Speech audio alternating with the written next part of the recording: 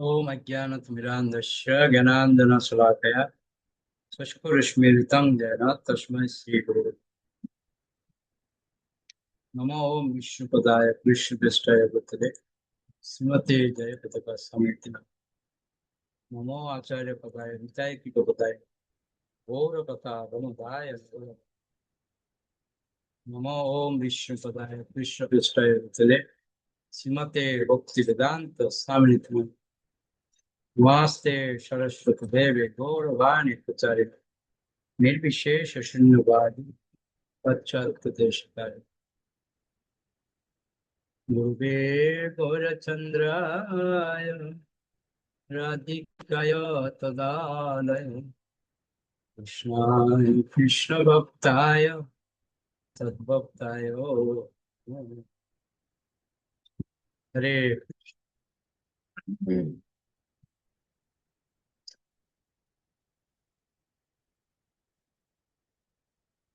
সুনির্মলা মাতাজি। হরে কৃষ্ণ প্রভু প্রণাম। শিল প্রভুপাদ পরিবর্তন করতে চেয়েছিলেন, কিন্তু কোন রকম স্পষ্ট উপায় ছিল না। আমরা কৃষ্ণ ভাবনামৃতের পন্থা অবলম্বন করেছি সেই নিত্য আনন্দময় জীবন লাভ করার জন্য। তিনি সুরভিকে বলেছিলেন, কিন্তু নিত্য আনন্দের পরিবর্তে আমাদের নিত্য উৎকণ্ঠা ভোগ করতে হচ্ছে। তিনি সুরভি, গিরিরাজ এবং অন্যান্য ভক্তদের আবেদন করেছিলেন কিছু করার জন্য। একদিন কনস্ট্রাকশন ইঞ্জিনিয়ার একজন আজীবন সদস্য সেখানে এসে জায়গাটি দর্শন করে শিল প্রভুপাদকে বলেন যে বাড়ি এবং মন্দির অনায়াসে 6 মাসের মধ্যে তৈরি করা যাবে। শিল প্রভুপাদ তখন সুরভিকে ভর্ৎসনা করেছিলেন। সে বলেছিল যে সেই কাজ 6 মাসের মধ্যে শেষ করা যাবে না। সুরভি তখন বলেছিল, এখন আমাদের আর কোনো গতি নেই, আমার সেবা এখন আমি হারাচ্ছি। তখন আরেকজন আজীবন সদস্য শ্রীযুক্ত ওঙ্কার প্রকাশ ধীর, যিনি ছিলেন ভারতের সবচাইতে নামকরা কনস্ট্রাকশন কোম্পানি ইসিসির চিফ ইঞ্জিনিয়ার, রবিবারের প্রীতিভোজে এসে সেই কাজটি দেখেন। অত্যন্ত নিকৃষ্ট ধরনের কাজ দেখে তিনি বলেছিলেন যে 2-3 বছর পরে তা ধসে পড়বে। মুম্বাইয়ের সবচাইতে বড় এবং সবচাইতে দক্ষ কনস্ট্রাকশন ফার্মকে দিয়ে সেই বাড়িটির কাজ করাবার সম্ভাবনায় অনুপ্রাণিত গিরিরাজ শিল প্রভুপাদের সঙ্গে কথা বলে। শিল প্রভুপাদও সেই ব্যাপারে আগ্রহী হন। তার হাত থেকে কাজটি চলে যাচ্ছে দেখে সুরভি প্রথমে একটু অসন্তুষ্ট হয়, কিন্তু শ্রীযুক্ত ধীরের সঙ্গে আলোচনার পর সেই পরিবর্তনটি তারও পছন্দ হয়। ইসিসির সঙ্গে চুক্তি হয় এবং শ্রীযুক্ত ধীর প্রতিটি স্তরের কাজের বিস্তারিত বিবরণ দিয়ে এবং কখন তা সম্পূর্ণ হবে তা স্পষ্টভাবে দেখিয়ে একটি প্রোগ্রেস চার্ট প্রভুপাদকে দেন। খরচ বেশি হলেও তাদের এই পেশাদারি দক্ষতায় শিল প্রভুপাদ সন্তুষ্ট হন। এখন কাজটি পেশাদারি ভাবে এবং যত শীঘ্র সম্ভব সম্পন্ন হবে, এবং সেইটি ছিল সবচেয়ে গুরুত্বপূর্ণ বিষয়। নভেম্বর মাসের অধিকাংশ সময়ই শিল প্রভুপাদ সেখানে ছিলেন এবং মন্দির তৈরির কাজ খুব দ্রুতগতিতে চলতে থাকে। শিল প্রভুপাদ সুরভিকে বলেছিলেন যে টাকা বাঁচিয়ে কাজ করার কোনো প্রয়োজন নেই। এই মন্দিরটি হবে একটি অপূর্ব সুন্দর রত্ন, যাতে সারা ভারতের বিভিন্ন প্রান্ত থেকে লোকেরা এসে এখানে থাকতে চায়। বৃন্দাবনের মন্দির তৈরির কাজের সময় শিল প্রভুপাদ বলতেন, এত কেন সাদাসিধে ভাবে করা হচ্ছে না কেন? কিন্তু এখন তিনি জোর দিচ্ছিলেন, আরো বেশি নয় কেন, সেই মন্দিরটি যেন অপূর্ব ঐশ্বর্যমণ্ডিত এবং অলংকার শোভিত হয়। সর্বত্র যেন শ্বেত পাথরের তৈরি হয়। সুন্দর আসবাবপত্রে পূর্ণ ঘর এবং অপূর্ব সুন্দর রেস্তোরাঁ সমন্বিত সেই হোটেলটি যেন সবচাইতে ভালো হয়। আর শীততাপ নিয়ন্ত্রিত থিয়েটারটি যেন মুম্বাইয়ের সর্বশ্রেষ্ঠ থিয়েটার হয়। মেঝেতে মার্বেল থাকবে না কেন? হোটেলের ঘরগুলি সম্বন্ধে শিল প্রভুপাদ জিজ্ঞেস করেন। তাহলে অনেক খরচা হবে, সুরভি বলে। টাকার জন্য চিন্তা করো না, শিল প্রভুপাদ বলেন। আমরা কি মেঝেতে মার্বেল দিতে পারি? তাহলে তাই করো। সুরভি তাই করেছিল। তবে হোটেলের হল ঘরটিতে অল্প দামের পাথর দিয়ে সে টাকা বাঁচাবার চেষ্টা করছিল। শিল প্রভুপাদ যখন তা দেখেন তখন তিনি অসন্তুষ্ট হন। তিনি বলেছিলেন যে সেটি শ্বেত পাথরের হওয়া উচিত ছিল। মুম্বাইয়ের মন্দির তৈরির কাজের টাকা প্রধানত আসছিল আমেরিকায় বই বিক্রি থেকে, এবং শিল প্রভুপাদ নিয়মিতভাবে রিপোর্ট পাচ্ছিলেন। 18 নভেম্বর কয়েকটি সুখকর কয়েকটি সুখবর জানিয়ে রামেশ্বর একটি টেলিগ্রাম পাঠায়। 10 লক্ষ ব্যাক টু গডহেড ছাপানো হয়েছে। ভক্তরা উত্তেজনায় উন্মাদ হয়ে গেছে। 1 মাসের মধ্যে সব বিতরণ করার প্রতিজ্ঞা করেছে। স্প্যানিশ ভগবত গীতা সবে বেরিয়েছে এবং হাজার হাজার মানুষ আপনার শ্রী পাদপদ্মে আসছে। সবই সম্ভব হয়েছে আপনার করুণার প্রভাবে। ডেনভারের ইস্কন মন্দিরের প্রেসিডেন্ট যখন জহরতের ব্যবসা শুরু করার অনুমতি চেয়ে প্রভুপাদকে চিঠি লেখে, তখন শিল প্রভুপাদ তার অসম্মতি প্রকাশ করে উত্তর দেন, ওরা ব্যবসা করছে কেন? তার ফলে কলুষিত আবহাওয়ার সৃষ্টি হয়। আমরা কেবল একটি ব্যবসাই করি এবং সেটি হচ্ছে বই বিক্রির ব্যবসা। কর্মী হয়ে ব্যবসা শুরু করলে পারমার্থিক জীবন বিনষ্ট হয়। এই ধরনের ব্যবসা করতে আর যেন অনুপ্রেরণা না দেওয়া হয়। সংকীর্তন না করে ব্যবসা করাটা কোনো মতেই ভালো নয়। সংকীর্তন করাটা হচ্ছে সবচাইতে ভালো। তবে কোনো বিশেষ অবস্থায় গৃহস্থরা অন্য ব্যবসা করতে পারে, যদি তারা অত্যন্ত লাভের অর্ধাংশ মন্দিরকে দেয়। তবে সংকীর্তনই হচ্ছে সবচাইতে ভালো ব্যবসা। শিল প্রভুপাদ দেখছিলেন যে গ্রন্থ বিতরণের মাধ্যমে কেবল মুম্বাইয়ের মন্দির তৈরি হবে তাই নয়, আরো উচ্চাকাঙ্ক্ষিত সমন্বিত মায়াপুরের প্রকল্পেরও অর্থনৈতিক সাহায্য দান করতে পারে। তিনি একটি পরিকল্পনা অনুমোদন করেছিলেন যে বিভিন্ন বিবিটিকে অন্ততপক্ষে তাদের বাৎসরিক আয়ের শতকরা 10 ভাগ ভারতে ইসকনের আন্তর্জাতিক প্রকল্পগুলিকে দিতে হবে। বিশেষ করে মায়াপুর নগরী এবং তার গগনচুম্বী টেম্পল অফ আন্ডারস্ট্যান্ডিং এর জন্য। বিভিন্ন দেশের বিবিটির মধ্যে এই সহযোগিতার ফলে ক্রমবর্ধমান আন্তর্জাতিক কৃষ্ণ ভাবনামৃত সংঘ ঐক্যবদ্ধ হবে। গ্রন্থ বিতরণ ছিল একটি ভালো ব্যবসা এবং সেটিই ছিল সর্বশ্রেষ্ঠ প্রচার। সেটি ছিল শিল প্রভুপাদের নীতি। আমেরিকার টাকার সঙ্গে ভারতীয় পারমার্থিক সংস্কৃতির সমন্বয়, এবং তিনি রামেশ্বরকে অনুপ্রাণিত করেছিলেন তার নীতি অনুসারে আমেরিকায় সংকীর্তন প্রেরণা যোগাতে। আমেরিকার টাকা রয়েছে, তাই এটি হচ্ছে অন্ধ মানুষ এবং পঙ্গু মানুষের পরস্পরকে সাহায্য করা। তার ফলে ভারত এবং আমেরিকার সম্পর্ক ভালো হবে। ইন্দিরা গান্ধীর সঙ্গে আমাদের পরবর্তী সাক্ষাৎকারে আমি তাকে জানাবো আমরা কত বিদেশি মুদ্রা ভারতবর্ষে পাঠাচ্ছি। এই গ্রন্থ বিতরণ বৃদ্ধি পেলে যে বিবিটির টাকার হারও বৃদ্ধি পাবে। তোমার কাছ থেকে এই আশ্বাস পেয়ে আমরা এখন কুরুক্ষেত্র প্রকল্প এবং জগন্নাথপুরী প্রকল্প শুরু করব বলে ঠিক করেছি। আপাতত আমরা ভারতে ব্যয় করছি, তবে অবশেষে এক সময় আমরা সর্বত্র আমাদের টাকা ব্যয় করব। তার ফলে আমেরিকায় আধ্যাত্ম স্মৃতি গভীরভাবে বৃদ্ধি পাবে। সর্বদাই গুরু এবং কৃষ্ণের উপর নির্ভর করে থেকো, তাহলে তোমাদের প্রগতি সম্বন্ধে আর কোনো সন্দেহ থাকবে না। 1975 সালে গ্রীষ্মকালে বিবিটি প্রেসের ম্যারাথনের পর থেকে প্রেস ছিল প্রভুপাদের লেখার সঙ্গে তাল রেখে বই ছাপিয়ে যাচ্ছিল। প্রভুপাদ তার প্রেস এবং তার গ্রন্থ বিতরণকারীদের মধ্যে এক মধুর অপ্রাকৃত প্রতিযোগিতা শুরু হয়েছিল। 1975 সালের নভেম্বর মাসে ছিল প্রভুপাদ তার একজন প্রধান গ্রন্থ বিতরণকারীদের কাছে লিখেছিলেন, বিবিটি বলছে যে আমি যে গতিতে অনুবাদ করব তারা সেই গতিতে বই ছাপাবে এবং যে গতিতে বই ছাপানো হবে সেই গতিতে তোমরা বই বিতরণ করবে। সেটি খুব ভালো কথা, কিন্তু তবু আমাদের অনুবাদের কাজ এগিয়ে রয়েছে। শ্রীমৎ ভাগবতের 6ষ্ঠ খণ্ড ছাপানো এখনো বাকি। আমি ইতিমধ্যে 7ম স্কন্ধের অনুবাদ করছি। সেই কয়েক মাস অবশ্য ছিল প্রভুপাদের গ্রন্থ রচনার কাজ বেশ মন্থর গতিতে চলছিল, কারণ তিনি ম্যানেজমেন্টের কাজে খুব বেশি জড়িয়ে পড়েছিলেন। প্রকৃতপক্ষে ছিল প্রভুপাদের লেখার কাজকে অনুবাদ বলাটা ভুল হবে। অনুবাদের সময় কেবল শ্লোকগুলি অনুবাদ করা হয় এবং শব্দার্থ দেয়া হয়, কিন্তু ছিল প্রভুপাদের গভীর ধ্যান, যে সম্বন্ধে তিনি বলছেন দিব্য আনন্দানুভূতি, তা ছিল তার ভক্তি বেদান্ত তাৎপর্য। সেই তাৎপর্য রচনা করা এবং শ্লোকগুলির অনুবাদ করা তখনই সবচেয়ে ভালো হতো, যখন তিনি সারা দিন সেই কথা চিন্তা করতে পারতেন। এমন নয় যে রাত 1টার সময় ডিটেক্টিং মেশিন চালানো মাত্র তা হতো। তিনি সবচাইতে গম্ভীর এবং জটিল বৈদিক জ্ঞান আধুনিক জগতের পরিপ্রেক্ষিতে অনুবাদ করেছিলেন, যাতে পাশ্চাত্যের মানুষেরা তা বুঝতে পারে, আর তা ছিল এক অতি কঠিন কাজ। শ্রীমৎ ভাগবত লেখার মাধ্যমে এই জগতের মানুষের সঙ্গে কথা বলার জন্য ছিল প্রভুপাদের অতি অনুকূল পরিস্থিতির প্রয়োজন ছিল। তাই মায়াপুর উৎসবের পর শিল প্রভুপাদ এক ভ্রমণের পরিকল্পনা করেছিলেন, যাতে তিনি 1 মাসের মধ্যে হাওয়াইয়ে যাবেন। তিনি আশা করেছিলেন যে সেখানে তিনি তার লেখার কাজের অনুকূল আবহাওয়া পাবেন। হাওয়াই, ওকে 3রা ওকে। মে। হরে কৃষ্ণ প্রভু। হুম।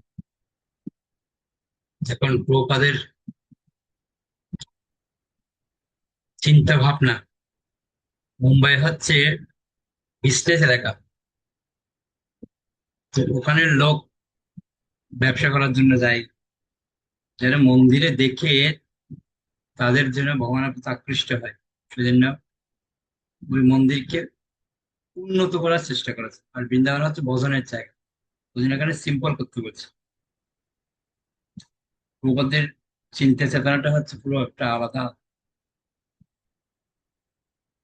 ওকে, দুর্বর্ণ প্রভু পড়ুন। হরে কৃষ্ণ প্রভু প্রণাম। হাওয়াই, 3 মে 1976। ভারতের কয়েকটি শহরে কয়েকদিনের জন্য ভ্রমণ করে মেলবোর্ন, অকল্যান্ড এবং ফিজিতে কিছুকালের জন্য থেকে ছিল প্রভুপাদ যথাসময়ে হাওয়াইতে এসেছিলেন। তৎক্ষণাৎ তিনি তার লেখার কাজ বর্ধিত করেন। হনুলুলুতে 1 সপ্তাহ থাকার পর একদিন সকালে ওক- ওক- ওয়াইকিকি উপকূলে হাঁটতে হাঁটতে তিনি ঘোষণা করেছেন যে সেই রাত্রে তিনি সপ্তম স্কন্ধের তাৎপর্য শেষ করবেন। সেই কথা শুনে হরিশৌরী যখন তার আনন্দ প্রকাশ করে তখন প্রভুপাদ উত্তর দেন, আমি খুব তাড়াতাড়ি শেষ করতে পারি, তবে আমাকে এমন ভাবে লিখতে হয় যাতে তোমরা বুঝতে পারো। সেই জন্য অত্যন্ত সতর্কতার সঙ্গে গভীরভাবে চিন্তা করতে হয়, সাধারণ মানুষের বোধগম্য করার জন্য। তারপরেই শ্রীল প্রভুপাদ অষ্টম স্কন্ধের কাজ শুরু করেন। তার শুরুতে তিনি তার পরমারাধ্য গুরুদেবের উদ্দেশ্যে তার সশ্রদ্ধ প্রণতি নিবেদন করে লিখেছিলেন, সর্বপ্রথমে আমি আমার পরমারাধ্য গুরুদেব কৃষ্ণ কৃপা মূর্তি শ্রীমৎ শ্রী শ্রীমৎ ভক্তি সিদ্ধান্ত সরস্বতী গোস্বামী প্রভুপাদের শ্রীপাদ পদে আমার সশ্রদ্ধ প্রণতি নিবেদন করি। প্রভুপাদ লিখেছিলেন যে 1935 সালে রাধাকুণ্ডে তার গুরুদেব তাকে নির্দেশ দিয়েছিলেন মন্দির তৈরির কাজ থেকে গ্রন্থ প্রকাশের কাজ অধিক গুরুত্ব দিতে হবে। সেই আদেশ শিরোধার্য করে তিনি 1944 সালে ব্যাক টু গডহেড ম্যাগাজিন ছাপাতে শুরু করেছিলেন এবং 1958 সালে শ্রীমদ্ ভাগবত ছাপাতে শুরু করেছিলেন। ভারতে শ্রীমদ্ ভাগবতের 3টি খণ্ড প্রকাশিত হলে তিনি 1965 সালের আগস্ট মাসে আমেরিকার উদ্দেশ্যে পাড়ি দিয়েছিলেন। শিল প্রভুপাদ বলেছিলেন যে তিনি সাধারণ মানুষের বোধগম্য করে শ্রীমদ্ ভাগবতের অনুবাদ করছেন। তার অর্থ এই নয় যে তার লেখার বিষয়বস্তুর অভাব ছিল, তা ছিল সম্পূর্ণভাবে বিশুদ্ধ, তবে পূর্বতন আচার্যদের ভাষ্য থেকে তিনি সেইটুকু গ্রহণ করেছিলেন যা পাঠকদের শুদ্ধ ভগবত ভক্তি অবলম্বন করতে অনুপ্রাণিত করবে এবং যা তাদের কাছে দুর্বোধ্য তা তিনি বাদ দিচ্ছিলেন। অসংখ্য বিশ্ববিদ্যালয়ের পণ্ডিতরা যারা মনোযোগ সহকারে ছিল প্রভুপাদের গ্রন্থমালী পাঠ করেছিলেন, তারা পরম্পরার ধারায় ছিল প্রভুপাদের যথাযথভাবে অনুবাদের ভূয়সী প্রশংসা করেছিলেন। পৃথিবীর বিভিন্ন জায়গা থেকে সপ্রশংস সমালোচনা এসেছিল। যারা সংস্কৃত ভাষা জান না তাদের কাছে এই গ্রন্থগুলি শ্রীমদ্ ভাগবতের বাণী অপূর্ব সুন্দরভাবে প্রকাশ করেছে। Doctor Aloka hazy, deep of Sanskrit and Indian studies, Harvard university. এটি একটি গভীরভাবে অনুভূত, বলিষ্ঠভাবে প্রকাশিত এবং সুন্দরভাবে বিশ্লেষিত অনুবাদের কাজ। আমি জানি না ভগবত গীতার এই অনুবাদটি নির্ভীক অনুবাদের প্রশংসা করব, না তার অন্তহীন ভাবের উর্বরতার প্রশংসা করব। ভগবত গীতার অন্য কোনো অনুবাদে আমি এইরকম ভাবে গাম্ভীর্য এবং রচনার ভঙ্গি দেখিনি। বহুকাল ধরে আধুনিক মানুষের বিচারধারা এবং নৈতিক জীবনে এই গ্রন্থটি গুরুত্বপূর্ণ স্থান অধিকার করবে। Doctor Shaligram Shukla, professor of linguistic, জিও জিওর্জি টাউন ইউনিভার্সিটি, এই প্রথম আমরা মহান ধর্মগ্রন্থের একটি অনুবাদ পেলাম যা ভারতীয় সাহিত্যিকের উৎসাহী পাঠক এবং কৃষ্ণ ভাবনামৃত দর্শনের অনুগামী উভয়কেই সমানভাবে মূল সংস্কৃত শ্লোকের সঙ্গে ইংরেজি অনুবাদ মিলিয়ে দেখার এবং ভক্তি বেদান্ত স্বামীর সেই জ্ঞান গম্ভীর ভাষ্যের মাধ্যমে এই গ্রন্থটির গভীর পারমার্থিক তাৎপর্য হৃদয়ঙ্গম করার সুযোগ দিচ্ছে। এই গ্রন্থের ভাষ্য যিনি গভীরভাবে পাঠ করবেন তিনি অনুভব করবেন যে তার অন্যান্য রচনার মতো ছিল ভক্তিবেদান্ত স্বামী তাতে অপূর্ব সুন্দরভাবে ভক্তের ভক্তি এবং পারমার্থিক সৌন্দর্য বোধের সঙ্গে পাণ্ডিত্যপূর্ণ সূক্ষ্ম বিচারের সমন্বয় ঘটিয়েছেন। কোনো অবস্থাতেই রচনাকার শ্লোকের মূল অর্থকে কোনো রকম সাম্প্রদায়িক ভাবধারার দ্বারা আচ্ছাদিত হতে দেননি। অপূর্ব সুন্দরভাবে প্রকাশিত এই গ্রন্থগারগুলিতে সম্মানের আসন লাভ করবে এবং পাঠকদের হৃদয় জয় করবে। সেই পাঠক ভারতীয় আধ্যাত্মবাদ ধর্ম বিষয়ে উৎসাহী এবং পাণ্ডিত্যের অনুসন্ধানের দ্বারা অনুপ্রাণিত হন। ভগবত ভক্ত হন অথবা সাধারণ পাঠকই হন না কেন, doctor J Bruce long, department of Asian studies, colonel university. Bhaktivedanta স্বামী প্রভুপাদ অনুদিত এই ইংরেজি সংস্করণটি অপূর্ব। এতে মূল সংস্কৃত এবং বাংলা শ্লোকের ইংরেজি অক্ষরান্তর, শব্দার্থ, অনুবাদ এবং বিশদ বিশ্লেষণ রয়েছে, যা থেকে গ্রন্থকারের এই বিষয়ে গভীর জ্ঞান সহজেই অনুভব করা যায়। Doctor O.B.L. Kapoor, emeritus chairman of professor, department of physiology, government post post graduate college, Gayanpur, India. শ্রীমদ্ ভাগবতের বাণী জনসাধারণের বোধগম্য করতে গিয়ে ছিল প্রভুপাদ তা তরলকৃত করেননি। তিনি পাঠককে জড় জগতের মোহ পরিত্যাগ করে কৃষ্ণ ভক্তির মাধ্যমে নিত্য মুক্তি লাভের গুরুত্ব সম্বন্ধে জানিয়েছিলেন। আধুনিক সমাজ কিন্তু এতই অধপতিত যে মানুষ বৈদিক শাস্ত্রের মহিমা স্বীকার করতে চায় না। তারা বৈদিক শাস্ত্রের প্রমাণ নির্ভুল বলে স্বীকার করতে চায় না। তাই ছিল প্রভুপাদ তার রচনার মাধ্যমে ঘটনাক্রমে জীবনের উদ্ভব, ডারউইনের বিবর্তনবাদ এবং রাসায়নিক বিবর্তন আদি মতবাদ নিয়ে আলোচনা করেছেন এবং এই সব কটি মতবাদকে তিনি অকাট্য যুক্তির দ্বারা পরাস্ত করে জগৎকে জানিয়ে গেছেন যে জীবন থেকেই জীবনের উদ্ভব হয়, জড় পদার্থ থেকে নয়। ছিল প্রভুপাদের রচনা ভণ্ড যোগী গুরু এবং অবতারগণ, যারা ভারত এবং পাশ্চাত্য জগৎ উভয় স্থানেই প্রতারণার যুগ কলিযুগের মূর্ত প্রতীক রূপে প্রকাশিত হয়েছে, তাদের বিরুদ্ধে সংগ্রাম ঘোষণা করে তাদের পরাস্ত করেছেন। তার রচনা আধুনিক রাজনৈতিক অবস্থারও সমালোচনা করে দেখিয়ে দিয়েছে রাজতন্ত্রের কেন পতন হয়েছে, গণতন্ত্র কেন কার্যকরী হচ্ছে না এবং একনায়কতন্ত্র কিভাবে জনগণের দুঃখ দুর্দশা বৃদ্ধি করবে। নির্দয়ভাবে কর গ্রহণ করার মাধ্যমে জনসাধারণকে শোষণ করে এবং কৃষিভিত্তিক সরল গ্রাম্য জীবন পরিত্যাগ করে কারখানায় কাজ করার জন্য সরকার কিভাবে তাদের প্রচার কার্য চালাচ্ছে, সেই সমস্ত বিষয়ে তিনি শাস্ত্র প্রমাণের ভিত্তিতে আলোচনা করেছেন।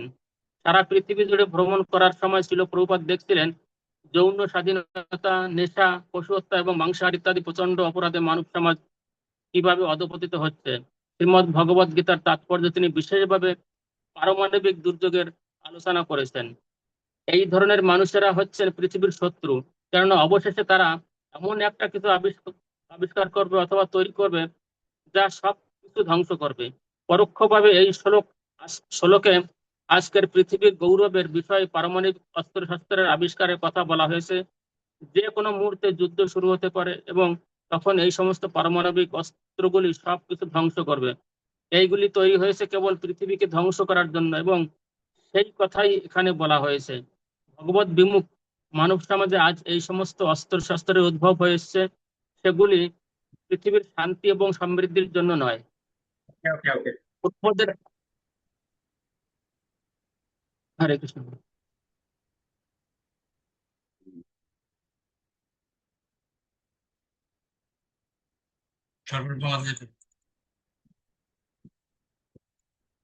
হরে কৃষ্ণ প্রভু প্রণাম।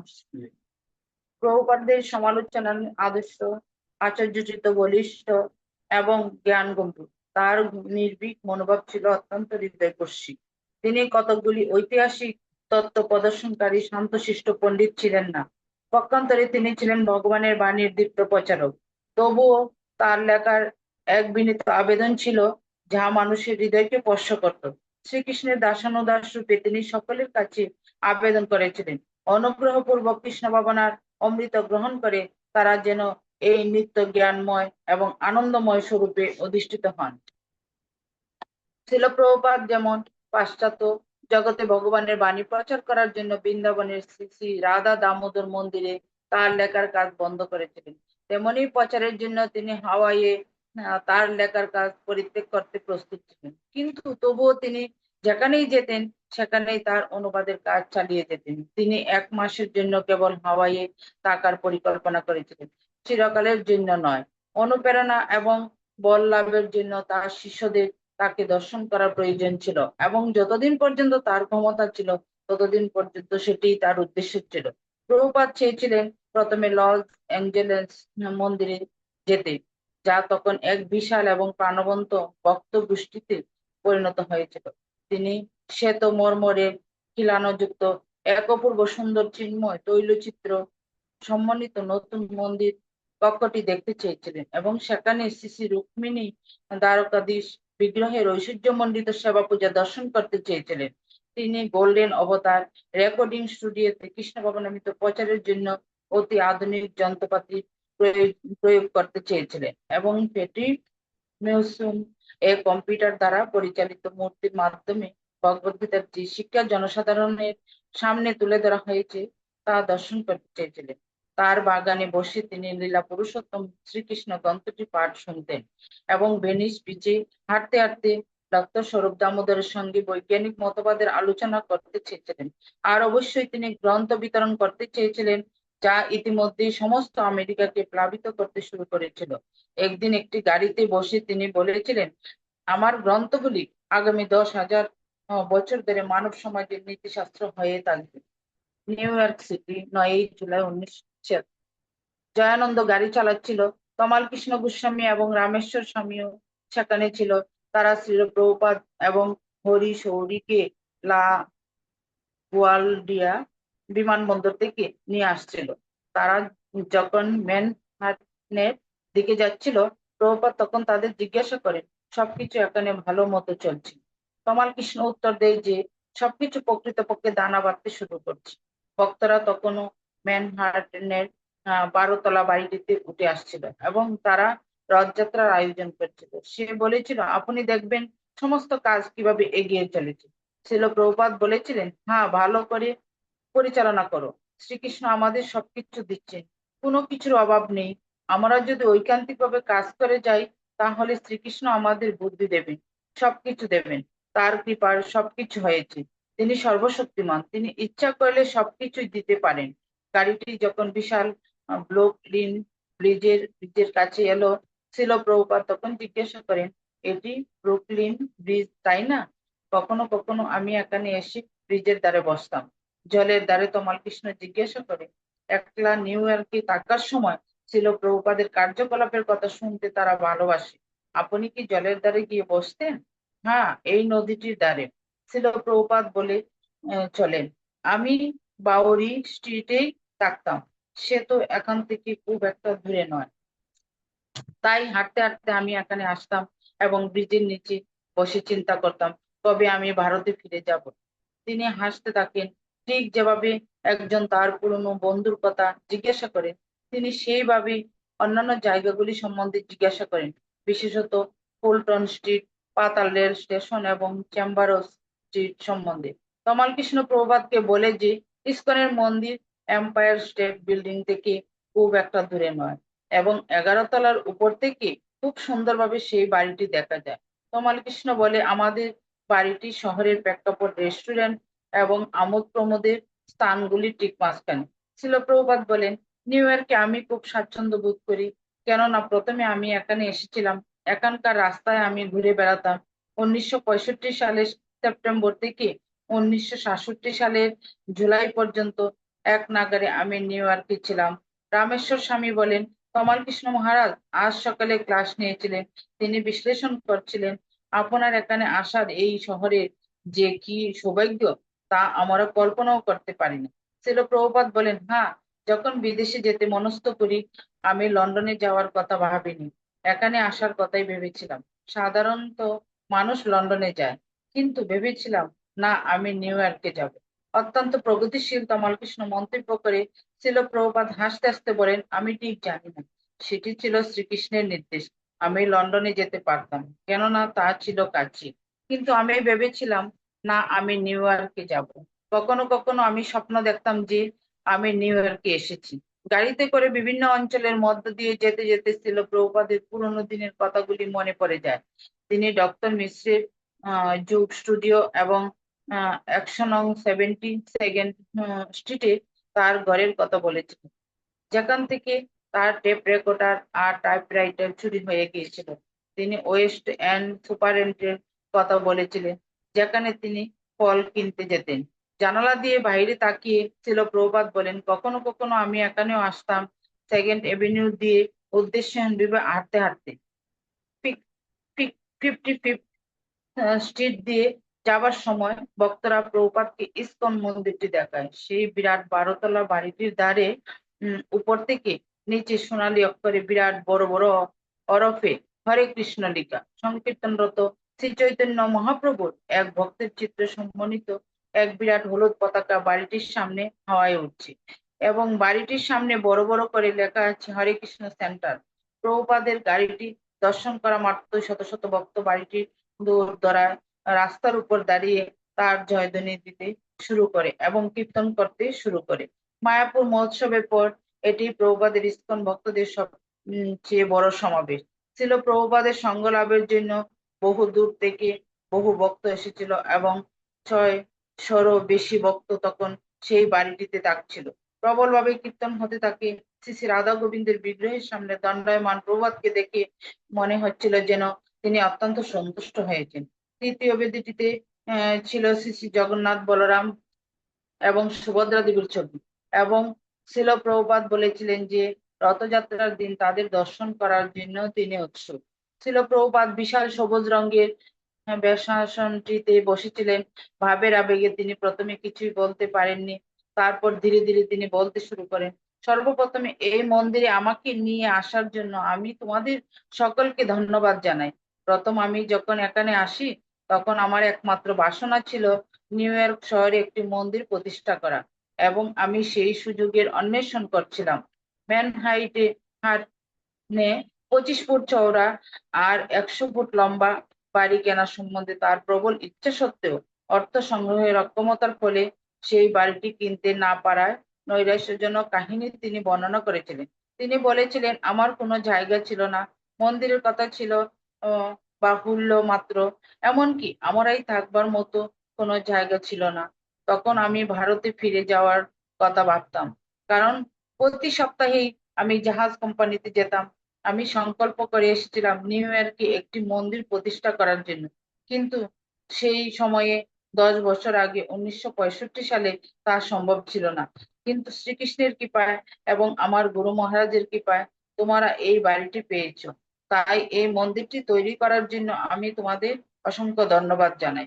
প্রভুপাদ যে 10 দিন নিউ ইয়র্কে ছিলেন, ভক্তরা সেই দিনটিতে আনন্দে উদ্বেগ হয়ে উঠেছিল।